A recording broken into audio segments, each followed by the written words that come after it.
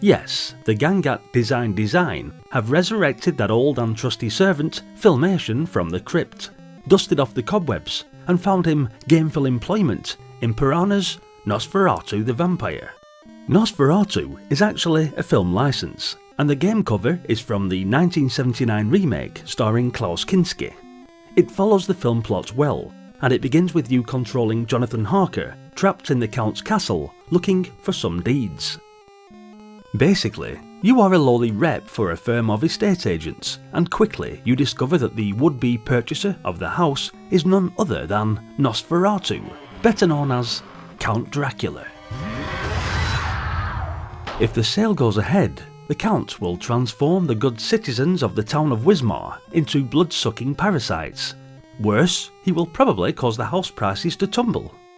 In an act uncharacteristic of estate agents, Jonathan decides to forego his agent's commission and resolves to steal the deeds to the property from Nosferatu's castle. And this is where we find ourselves at the beginning, standing alone in an opulent bedroom of the first floor. The perspective graphics, 3D and limited colour, are nevertheless very impressive for its time. An imposing stairway sweeps from the minstrel's gallery above the spacious hall below. The dining room is decked out in oak panelling, candelabras and ancestral portraits, and in the library, lined with books and sliding stepladders, everything combines to create a realistic, atmospheric setting. Beneath the splendour, however, drifts the stench of decay. Rats swarm the kitchen, bloated spiders scuttle across the bathroom tiles, bats flit back and forth in the hall. As you descend to the cellar, the infestation increases, until it seems you can hardly move for vermin underfoot, which is more accurately due to the amount of sprites on the screen at a time, causing slowdown. Searching the castle and dealing with the creatures which infest it takes many moons, and the passing of night and day can be seen here in a window icon at the bottom right, although there doesn't appear to be a time limit, unless I'm mistaken. Every room is furnished with likely looking hiding places. Guns are found in drawers, lamps on tables, swords hang on walls, and there is even a pair of Doc Martens lurking behind a toilet. While some morsels can be found in the bedrooms and anterooms, most food is, not surprisingly, stored in the dining room and kitchen, where you will need it after a savage confrontation with vampire bats in the hall. There's also at least one secret room to find, as well as a secret passage to the cellars. If you can find the latter, you won't get very far in the pitch darkness without a lit lamp. Locating the matches for this is almost as difficult as tracking down the deeds. All of this would be practically impossible if it wasn't for save states or some form of trainer, as I'd only probably be able to capture the first couple of rooms without it. It's a tough game, but what I do have is a map. Sooner or later, you'll find and unlock the main door, with or without the precious deeds, and you're into the second section. You descend the stairway to the street, smug at your escape, but completely unprepared for the shock that follows.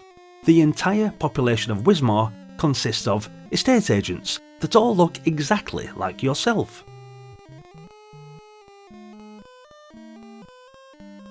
As well as controlling Jonathan, you've also got Lucy and her admirer Van Helsing to control, switching between them by selecting the 1, 2 or 3 keys. The idea is to keep Lucy safe from the rats and vampires until she can lure Nosferatu to her house. If the Count still has the deeds to his desirable Bijou residence, then he has a safe base from which to operate. Otherwise, he is forced to roam the streets and seek shelter at dawn, though he might attempt to recover the lost documents from your ex-boss, locked away in a madhouse. While all of this is going on, the Wismar townfolk are gradually succumbing to Nosferatu's power. Jonathan and Van Helsing must dash around scattering garlic in all directions, and carving up any furniture by hand to provide a plentiful supply of steaks. No picnic. Extremely difficult, in fact. I must admit, when I was a kid, I really enjoyed this game. It wasn't especially gripping, or pushed the C64's sound and graphics, but I loved the whole vampire thing, and this game was packed with atmosphere. Yeah, it might have minimal sound and presentation, but the atmosphere it created was truly creepy, especially when you bumped into the bold, twisted Nosferatu himself.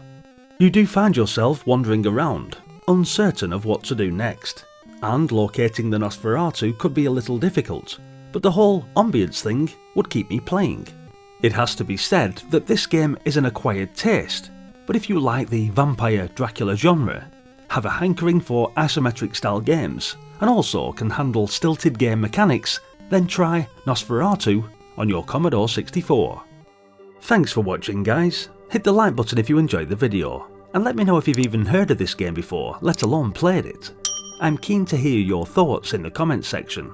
As always, know that your continued support is massively appreciated, and if you're enjoying the nostalgia, then do be sure to subscribe to the channel, where we continue on this epic journey revisiting the games we grew up with. Remember, you can support the channel further by joining either the Cheeky Commodore Gamer YouTube membership or by jumping on board on Patreon, where you will gain membership badges here on YouTube and shoutouts in the credits for future videos, just like the awesome patrons coming up in a second. Thanks again, and I hope to see you all in the next video. Until then, bye for now.